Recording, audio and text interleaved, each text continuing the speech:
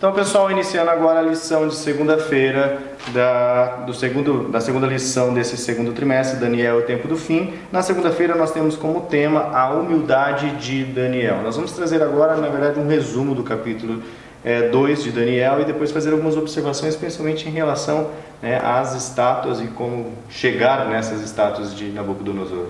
Isso. Primeiro, versículo 1, a gente lá, Daniel 2.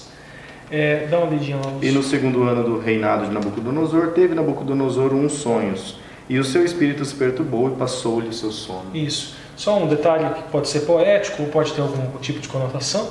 A expressão para sonho aqui é halam. Essa expressão aqui para sonho é sonhar, ser robusto ou ser saudável. Ela pode carregar essas conotações também. Mas vamos lá, versículo 3. E o rei lhes disse: tive um sonho, e para saber o sonho está perturbado o meu espírito. Isso, daí a gente vai para o versículo 4, dá uma olhadinha. E os caldeus disseram ao rei em siríaco: ó rei, vive eternamente, dize o sonho a teus servos e daremos a interpretação. Isso, detalhe interessante aqui, Nabucodonosor não quer dar a interpretação porque tem medo, ele desconfia. Quer contar o sonho, né? Isso, inclusive, algumas palavras no texto que denotam desconfiança mesmo. Sim. E ele diz, não, vocês vão ter que dizer qual é o sonho. Se vocês têm a capacidade de dar o significado, Deus Deus e eles respondem que apenas, um detalhe interessante aqui, que apenas Deus tem a passagem pode ler isso.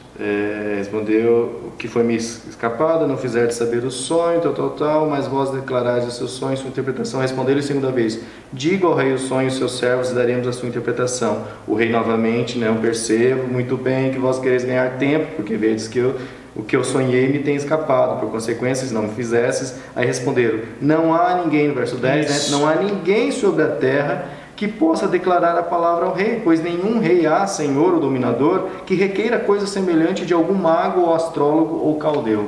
Isso. E o verso 11 é que ele vai falar, né? Não há quem possa declarar senão os deuses. Isso, não há quem possa declarar senão os deuses. Aí o que acontece? Ninguém interpreta e vem o decreto.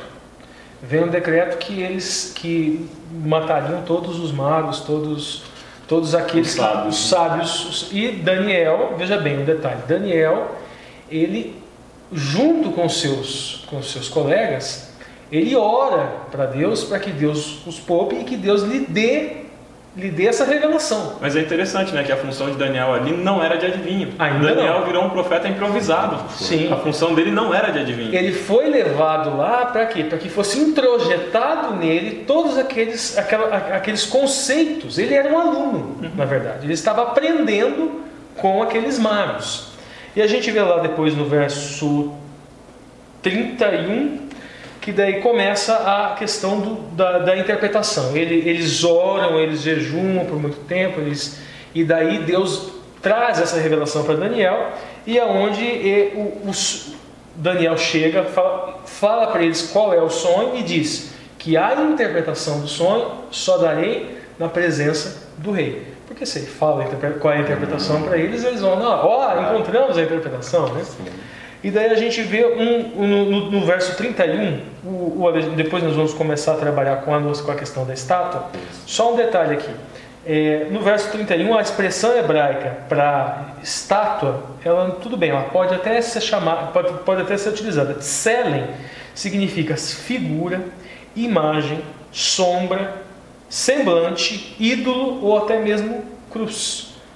Então, assim, o sonho de Nabucodonosor, em função das características que vão seguindo depois, acreditamos que no sonho ele tenha visto de fato uma estátua. Legal, e agora nós vamos passar então por uma análise do paralelismo profético. Nós vamos pegar Daniel 2, Daniel 7, Daniel 8, e o Alexandre então vai ver alguns detalhes, como são importantes que a gente entenda isso, para que a gente depois não caia em algumas interpretações aí mirabolantes. Em menos de 10 minutos. Vamos tentar. Então vamos lá. Aqui eu vou falar inicialmente aqui a questão dos metais. Aqui, cabeça de ouro. A expressão hebraica aqui, que é aramaica, dahavá, que significa ouro. Aí, kesef, prata. Daí vem neshá, que significa cobre ou bronze. Aí o farzel significa o ferro, e daí duas expressões para barro, uma primeira seria o hasfaf e o tinar. Essa expressão aqui para o do barro e do ferro, esse tinar também pode significar barro, mas pode significar ódio, inveja, aversão, queixa ou até mesmo reclamação. Agora a questão, por que dos metais aqui? Quando a gente vai lá no mesmo livro de Daniel, quando fala de Belsazar e fala da idolatria de Belsazar, eles citam, né, que, entre outras coisas, a adoração a ídolos pagãos de ouro, prata, de cobre ou bronze e ferro.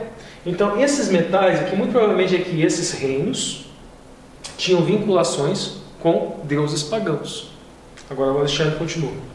Beleza.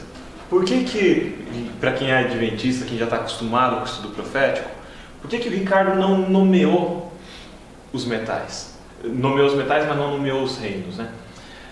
A gente tem o costume de já ir para a profecia tendo a interpretação em mente. E o exercício que a gente quer tentar fazer aqui é o de conhecer a profecia sem a interpretação e permitir que o próprio estudo nos revele a interpretação, o Espírito Santo por meio do estudo, né? Então, nós temos um paralelo entre as profecias de Daniel 2, 7 e 8, de forma que a cada nova profecia, novas verdades são introduzidas com maior profundidade ou com novos prismas, novos aspectos, mas sobre um mesmo processo. A gente consegue perceber esse paralelo muito claro quando a gente vem aqui para Daniel capítulo 7. É uma visão que Nabucodonosor, que Daniel tem algum tempo depois, e os animais começam a sair do mar. E o primeiro animal é um leão que é descrito de forma majestosa, que simboliza o próprio Império Babilônico. Na própria interpretação dada lá em Daniel 2, Daniel fala para Nabucodonosor, como o Ricardo leu antes: tu, ó rei, és a cabeça de ouro. Então, a primeira verdade que nós já temos, a primeira coisa que nós já sabemos é que a cabeça de ouro significa Babilônia. Vamos para Daniel 7, o leão, portanto, significa também Babilônia. Nós não vamos entrar em muitos detalhes das profecias por questão de tempo. Quem sabe em outro momento a gente produz o tão prometido vídeo sobre as profecias, né? Avançamos agora e chegamos em Daniel 8. Daniel 8 é conhecido como a profecia do carneiro e do bode. Nessa profecia já não existia mais Império Babilônico, porque Babilônia tinha sido derrotada pelo Império da Medo-Persa. Portanto, a gente entende já que o primeiro animal dessa profecia do carneiro e do bode não vai se referir mais ao Império Babilônico, mas ao Império Medo-Persa. Nessa profecia, basicamente, um carneiro e um bode lutam, e esse carneiro tem algumas características específicas. A característica principal dele, a gente encontra em Daniel capítulo 8, verso 3, é o fato dele ter 2 chifres, e de um chifre ser maior do que o outro. Se nós vamos para Daniel capítulo 7, verso 5, nós percebemos que o urso tem uma característica também. Ele tem um lado que se levanta mais do que o outro. É um urso manco. Isso demonstra a existência de 2 reinos unidos aqui, um lado mais forte do que o outro. O reino dos Medos, que era mais antigo, porém mais fraco que o reino dos persas. Por isso, Império Medo-Persa. A gente consegue perceber o nome da Média lá em Daniel capítulo 8, versículo 20.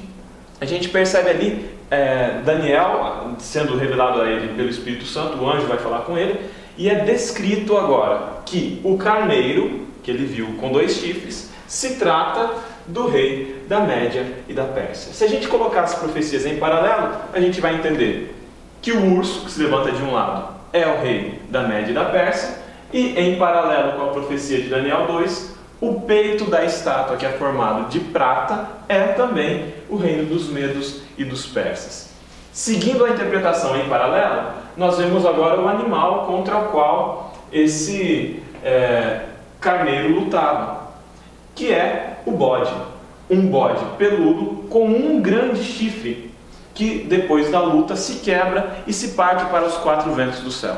Isso está escrito lá em Daniel capítulo 8, versículo 8.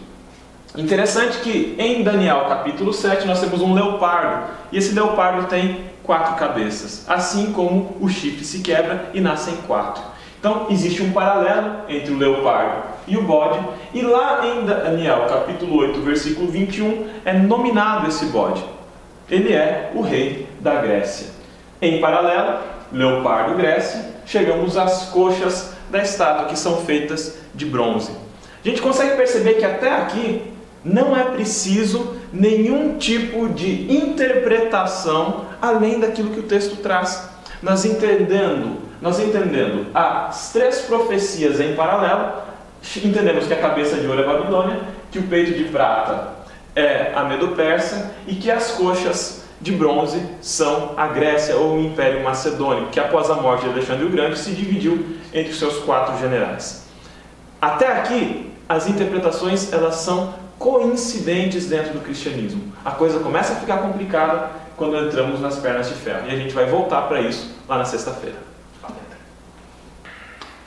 Bom, pessoal, encerramos aqui então o estudo de segunda-feira, a humildade de Daniel. Se você não é inscrito no canal, se inscreva no canal. Se curtir o vídeo, deixe seu joinha aí. E se tiver algum comentário sobre esse tema, eu sei que é um tema complexo, existem outros materiais na internet com alguns recursos gráficos mais avançados. Existem palestras de horas sobre esses temas. Nós estamos só tentando aqui fazer uma recapitulação bem rápida, ok? Mas deixe seus comentários aí, sua impressão sobre o tema.